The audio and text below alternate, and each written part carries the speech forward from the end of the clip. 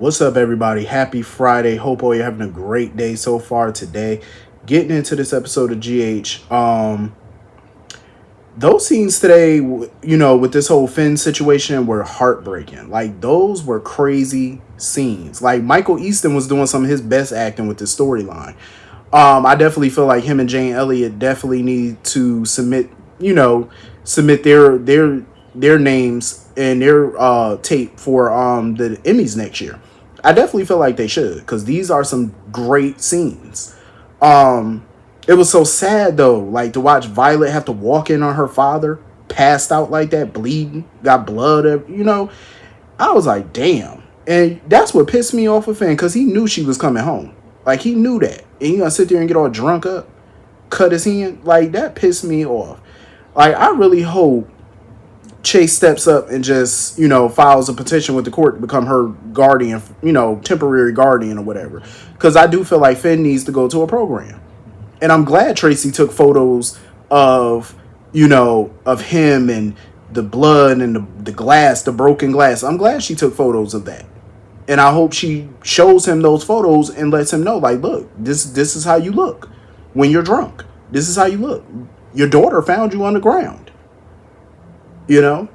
I love how Tracy took control of the situation. You know what I'm saying? I love it. She got Violet to safety. She, came to the apartment, took control, started kicking Finn to wake his ass up. Finally, she, put that smelling stuff on him, and he finally woke up. And I'm glad she let him know Violet ain't here and Violet ain't coming back. He needs to be in a program, a 90-day program or maybe something longer. And I really hope that the writers put Violet in like some type of child therapy or something like that. But I really wish that we could see it on screen. I think it'd be more impactful if they show it. You know what I'm saying? And I really want Finn to be at that therapy session, because I want him to see the impact that his drinking is having. Not only on his daughter, but the people around him. I want him to sit in there and hear his daughter recount her walking into that apartment and finding him on that ground thinking he was dead. I want him to hear that, because maybe that's what he needs to finally kick his ass in gear and get some help and get it together and stay clean. You know what I'm saying? Like, this girl thought he was dead. You know how traumatizing that is for a child to walk in and see their parent on the ground like that? That is traumatizing. And I like how Chase and BLQ, try to be there to, handle the situation with her. But I get where BLQ coming from in a way, like, telling her the truth, telling, Violet the truth or whatever could, terrify her or traumatize her. But my thing is, the truth can't scare her more than what she just witnessed. That little girl just watched her father lay on that ground with blood around him, broken glass. I think that scared her way more than any truth ever could. Because I agree with Chase 1,000%, and I agree with Maxie. It's not that little girl's job to take care of her dad. It's not. She's a child. That's his job, to take care of her.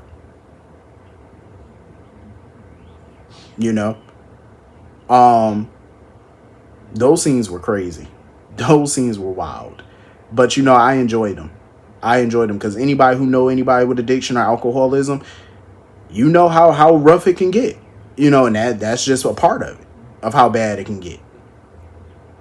So shout out to all the actors and actresses for performing that, because it was crazy. Moving on from that,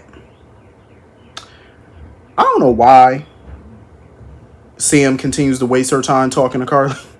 Like, why waste your breath? Why waste your good breath talking to her? There's no getting through to Carly.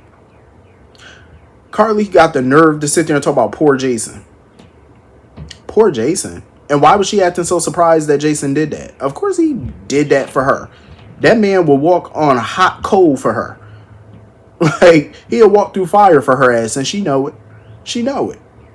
Don't get me wrong. Do I think he would do that for Sam, Monica, Michael, Elizabeth, Jake, Danny? Oh, I believe he would. He would move mountains for all of them, because he care about all of them.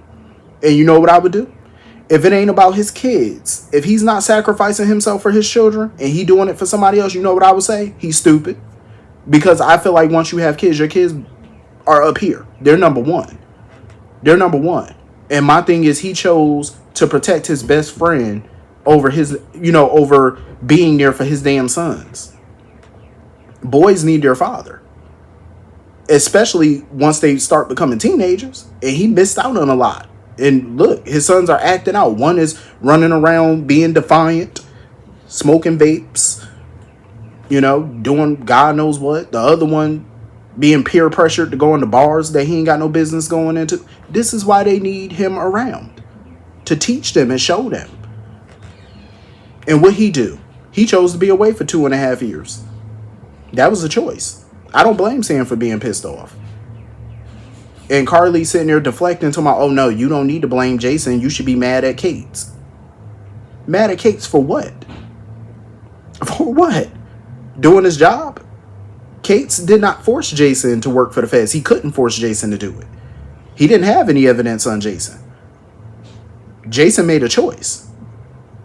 So the people that's to blame for this is Jason and partly Carly. Partly. And don't get me wrong, I understand during that time she made a choice to step in for Sonny and Jason as the head of the Corinthos organization at the time where somebody had to step up. That was a choice too. That was a choice. They all made choices, good or bad. Those choices have consequences. And I feel like at some point, listen, I'm that person. I'm loyal. I'm very loyal. I believe in loyalty. I believe in friendship. But even my loyalty and my friendship has its limits to certain things. Like, I'll do anything for friends, that I feel are family. I would do anything. But if I have to keep saving your ass, at some point, I'm not going to save you.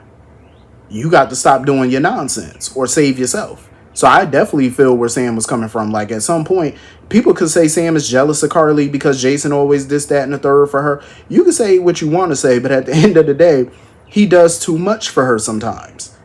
When is Carly going to pay? When is she going to face the consequences of her actions? But I also feel it was a waste of time for Sam to go to her. I feel like they had Sam go to Carly because it creates that drama of, we all know if Sam go to Carly, we know Carly going to try to fix this. We know that. And I think that's why they had Sam go there instead of confronting Jason. Because that's who I really think she should have been confronting, was his ass. Laying waste to him. That's where I really feel she should have put that energy at. And hopefully she does. But we know Carly. She gonna try to fix this. And I feel like her way of fixing it may just make it worse. You know what I'm saying? Oh no, I gotta fix this. I gotta get Jason out this mess. Yeah, you fixing it might put him in more mess. I'm just saying.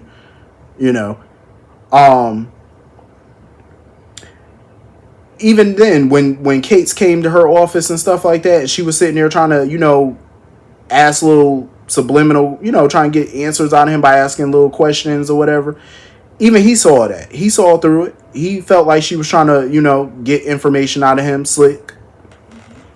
But it ain't gonna work. It was so funny watching Kate sit there and say, oh, I'm the best. Kate, no, you're not. You're not the best FBI agent. I'm sorry, but you're not. If you think Anna's in charge of the Pikeman group, you're an idiot. Because Jason kept trying to tell him, you're following the wrong lead. And he just don't want to hear it. He's sitting there talking about, oh, well, find me something or else when I go back to Quantico, Carly coming with me. First of all, threatening to take Carly, that's not really a threat. I mean, you're just threatening us with a good time at this point. Because you could have her. Take her. She want to go to Quantico? Take her to Quantico. Bye-bye. That ain't no threat. He act like that was a threat. Like, who you threatening? You doing everybody a fucking service. Take her. Bye-bye. But I definitely feel like Kate's got some feelings for Carly. I think his feelings for her are growing. Like, he definitely jonesing for that lady. Like, you come in there bringing a drink in there, Like, he made it a point to come in there and try to say goodbye to her. Oh, I'm going to be going to Quantico soon, and I'm going to be leaving soon, and all this.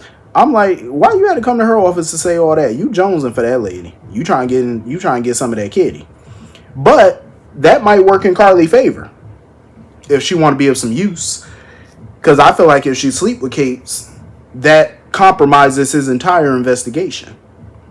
It does. It compromises it because she could use that to get herself out of those RICO charges or whatever. I think this may work if she want to get out of it. Better get down there and get busy. I'm just saying. I'm sorry, I ain't one to be pimping nobody out, but if you want to get about them charges, you might want to. Might want to spread ego a little bit. This whole plan that Anna got, I feel like it's a slow plan. Oh, I'm going to seduce Valentine. Oh, I'm his weakness. I'm his blind spot. I got to agree with Jason. I feel like you need to go with a faster approach because seducing ain't going to work. That's slow. And obviously, Kate's has bumped up the timeline, so they need answers like right now. And trying to seduce information out of Valentine is not working. I agree with Jason's method. Sometimes you got to kick in the door, wave in that 4-4. Like I'm just saying, like you got to go to the loud approach because the soft, subtle approach ain't working. Look how it was when she went over to Valentine house. Trying to snoop around and look around and stuff. Like, you really think that man dumb enough to leave incriminating information in his house? Valentine is very cunning. He's not dumb. That's amateur shit. And he don't strike me as an amateur. Because look at the way she was asking him questions about all the travel he been doing lately. For ELQ business. Which she knew it wasn't really about that. He kept deflecting. He was deflecting the hell out of her questions. Oh, no, let's not talk about me. Let's talk about you. What you looking into? What you investigating these days? Like, he just kept deflecting. He would not talk about himself at all. So I don't see her little plan working. Like, I really don't. And I don't really trust Anna too much any damn way because it's clear she's still feeling that man. It's obvious. It was funny watching Jason glare at them from the outside window. I was like, Jason, why are you over there stalking that lady? He over there all stalking and shit. I'm like, what is you doing, Jason? But yeah, I feel like Anna's approach ain't gonna work. I feel like that's such a slow ass approach. Valentine he's too smart for that. Like, you got to come harder than that. Way harder. And